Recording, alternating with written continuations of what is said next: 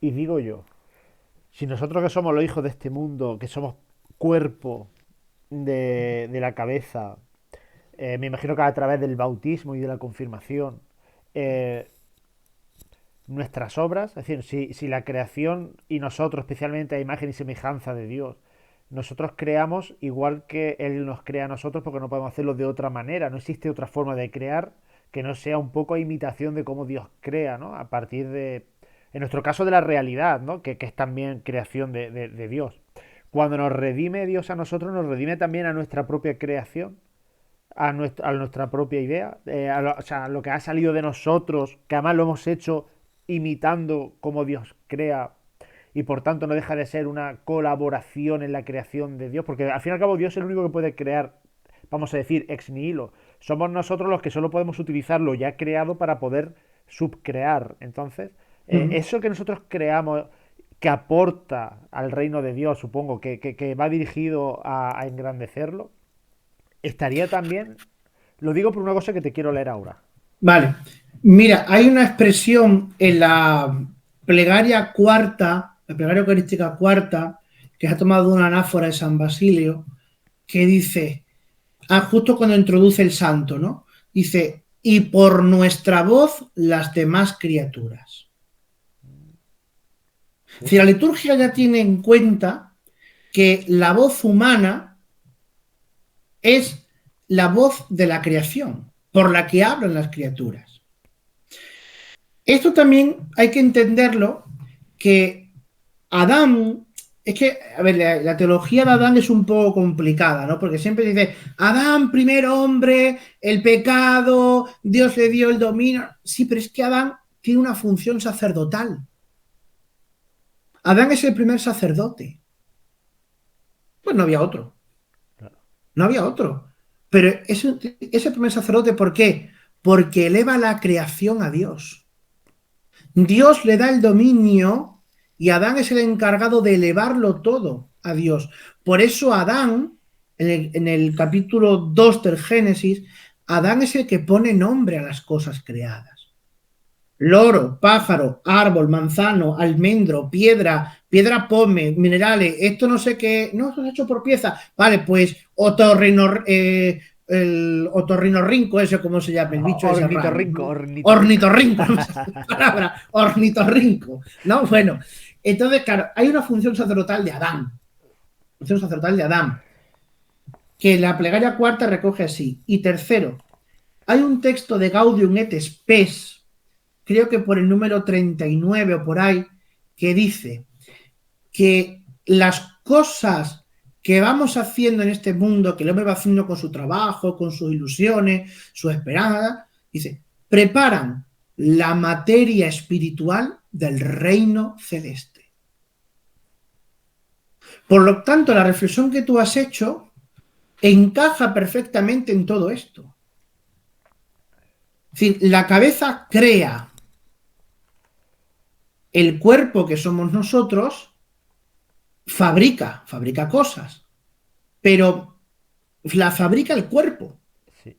Con lo cual, lo que nosotros hacemos este mundo ya está preparando el otro. Porque además nosotros tenemos una función sacerdotal. Claro, es que esto nos puede llevar muy lejos si entramos ahora en toda la teología del sacerdocio común de los fieles, ¿no? Del bautismo. Pero es que el hombre, por ser hombre, tiene ya una función sacerdotal en el conjunto de la creación.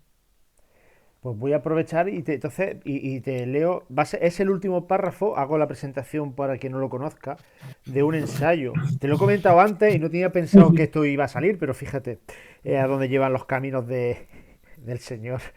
Fíjate, a ver, este ensayo está en varios libros, pero en este en concreto, Árbol y Hoja y el poema Mitopoeia. Lo comento rápidamente. Este libro tiene tres textos, que es un ensayo sobre los cuentos de hadas, un cuento Hoja de Nigel y un poema que se llama Mitopoeia. Y todo al final giran en torno a lo mismo, con lenguajes diferentes. El ensayo, el cuento y el poema. Un poema metafísico. El ensayo acaba de esta manera. Dice, y luego voy a leer un pequeño fragmento también del poema.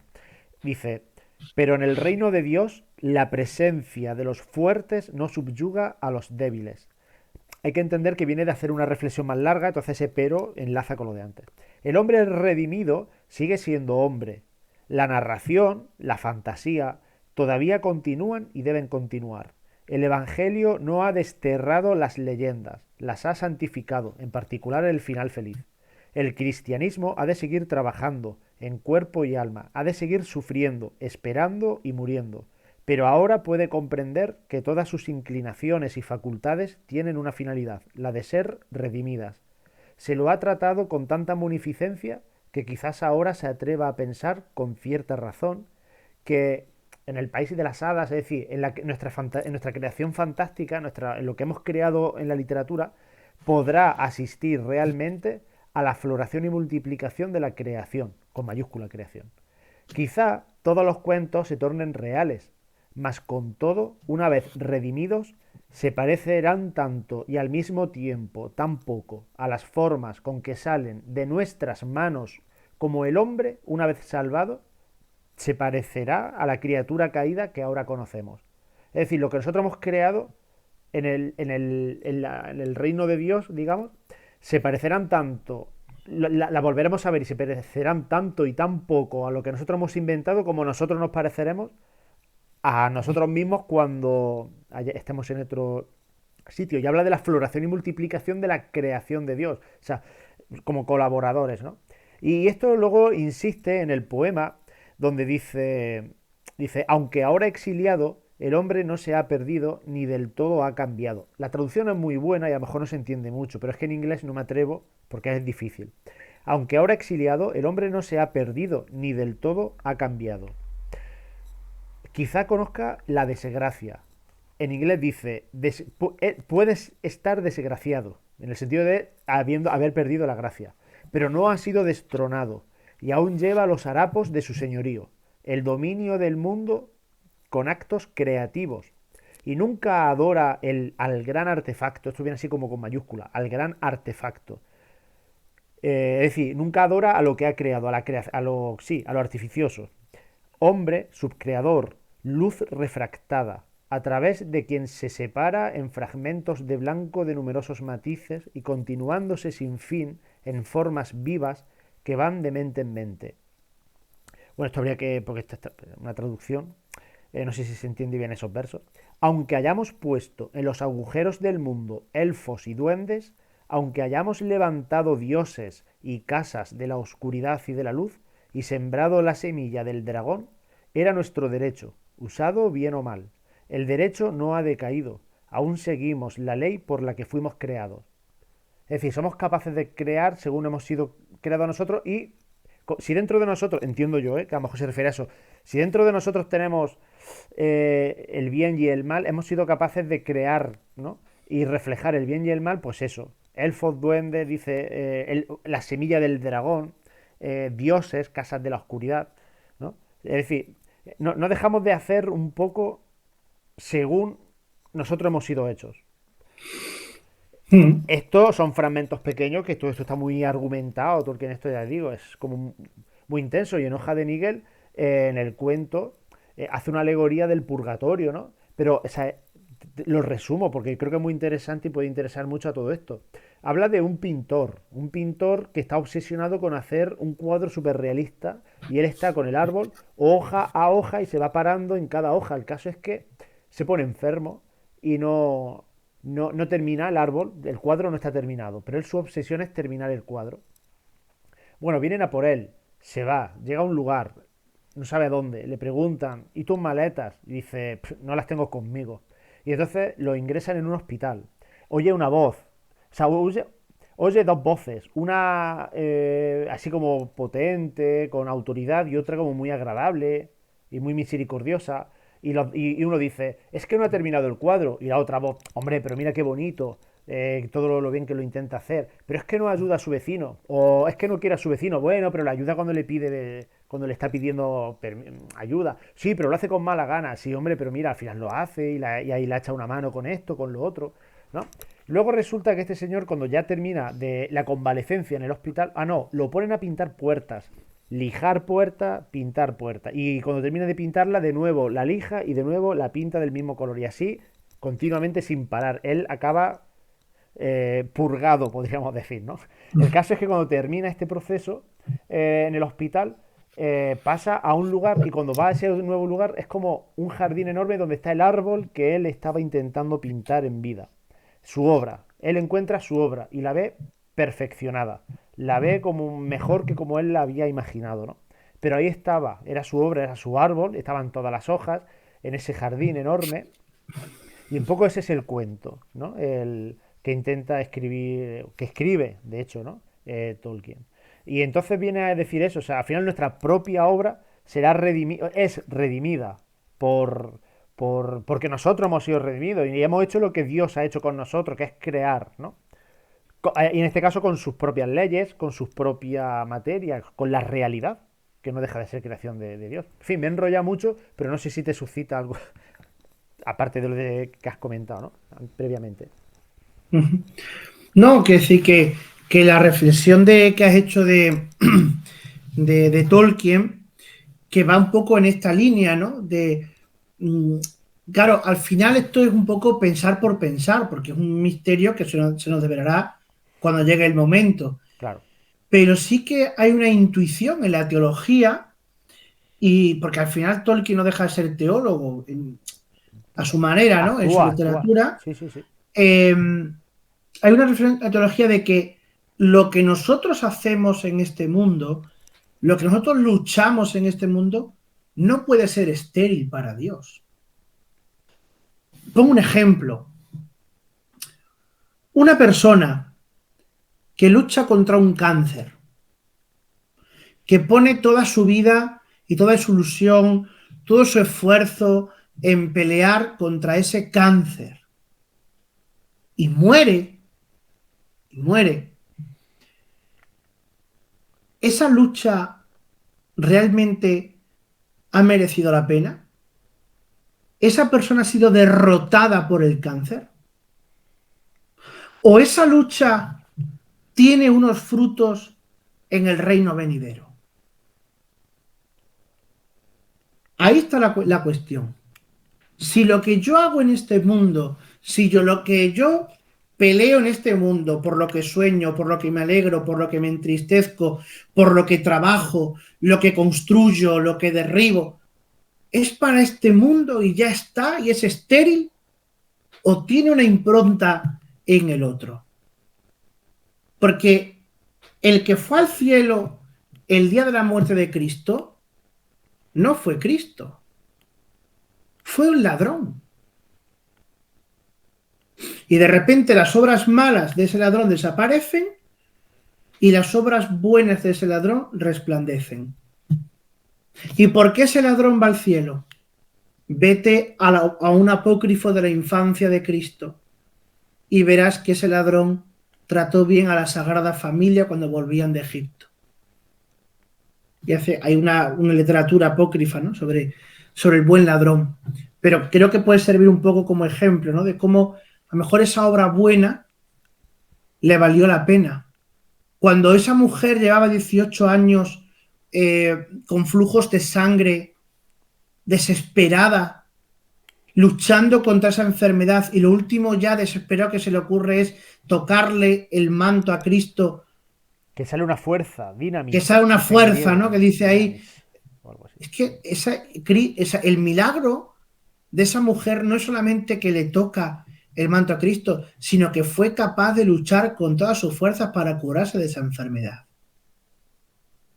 Ahí está el valor de lo material, el valor espiritual de lo material. Porque si no, correríamos el riesgo de aquella comunidad a la que San Pablo escribe aquello de, bueno, pues el que no trabaje, que no coma. Porque pensaban que como ya iba a venir Jesús y que no merece la pena hacer nada, pues vamos a dejar de trabajar esperando aquí al reino de Dios y ya está. Entonces San Pablo dice, no, que no trabaje, que no coma. Que hay muchos que están aquí afanados en no hacer nada. No, el cristiano tiene que trabajar, tiene que pelear cada día, tiene que levantar su negocio, tiene que mantener a su familia. porque es ahí donde se santifica, es ahí donde se criba la fe, donde se prueba la fe y donde el Señor va preparando la materia espiritual del reino celestial. Y otra parte Por eso importante, cuando tú te presentas ante Dios, te presentas con todas tus obras. Y de hecho, cuando estabas leyendo el cuento este del árbol, esto último, ¿no? sí, Que decías que había una voz que, digamos, que acusaba sí, y otra voz que defendía, ¿no? sí, Siempre me acuerdo de una jaculatoria que a veces rezamos a la Virgen María, ¿no? Y la jaculatoria dice en latín: recordare Virgo Mater Dei, dum steteris in conspectu Domini ut loquaris pro nobis bona. Que mal traducido al español viene a decir como: acuérdate, Virgen María, cuando estés en la presencia del Señor, hablarle bien de nosotros. ¿Por qué? Porque allá del juicio tendremos a un acusador, el acusador de nuestros hermanos que nos acusaba ante nuestro Dios día y noche, dice el Apocalipsis. ¿Quién es el acusador? Satanás. Satanás no se le puede pintar con cuernos y rabo, no. La mejor representación de Satanás es así, acusando, señalando con el dedo. Este ha hecho esto, lo hizo de mala gana, ¿no? Lo que decía aquella voz. Y sin embargo tendremos a la abogada de gracia, que es la Virgen Santísima, junto al ángel de la guarda, quitando hierro a nuestras malas acciones y ponderando fuertemente las buenas obras. ¿Para qué? Para que el Hijo, que es al que se le ha dado el juicio, porque es el único que comparte naturaleza humana también en el cielo, que de esto también poco se habla, ¿no? Jesucristo está con su naturaleza humana en el cielo y el corazón humano de Cristo bombea sangre y palpita en el cielo. Entonces, el corazón de Cristo, que es un corazón humano, lleno de misericordia, es al que se le ha entregado el juicio. Y el Hijo escucha a la Madre y redime y perdona. Y entra en el cielo. Se purifica y entra en el cielo. El problema está cuando el diablo tiene razón porque no hiciste nunca una obra buena. Porque despreciaste la fe. Porque abandonaste la esperanza. Y entonces la Virgen María, tu ángel de la guarda, en lugar de abogar a favor tuyo porque no pueden decir nada, lloran. Y esas lágrimas son con las que bajas al infierno. ¿Eh? Digo, bueno, pues seguir un poco el ejemplo ese del diálogo que tú has contado. sí, sí. Bueno, a mí me ha roto los esquemas porque pensábamos, a ver, yo hace un tiempo que no leo ese cuento, pero mencionándolo el otro día en la conversación que aparecerá en mi canal pronto, eh, cuando salga este vídeo seguramente ya esté, sobre los cuentos de hadas. Claro, la idea que teníamos era que era la voz de, digamos, de Dios Padre, la voz de la justicia, digamos, el que tenía en cuenta con justicia lo que había hecho y lo que no, y, Ujú. y luego estaba la otra opción, ¿no? Que era o la voz misericordiosa que podría ser, pues bueno, Cristo o la Virgen. El que le estaba recordando el cuento decía, mi mujer piensa que es la Virgen. Y yo le dije, pues yo estoy con tu mujer, porque ahí se nota un poco la intercesión, ¿no? La intercesión de la Virgen. Es que cada palabra que decía en el cuento, esa voz, parecía una caricia de tu madre, ¿no? Como quería ver todo lo bueno que tú tenías más allá, ¿no? Aceptando que tengas cosas malas, pero fíjate en lo bueno.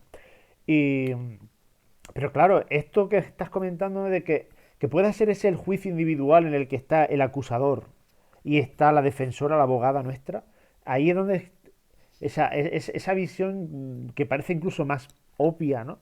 Puede ser que sea eso, claro que sí, en ese cuento. En fin, Ujú. yo lo recomiendo a todo el mundo este libro, Árbol y Hoja, porque van a disfrutar en todo, en el aspecto intelectual y literario, o sea, es que es increíble.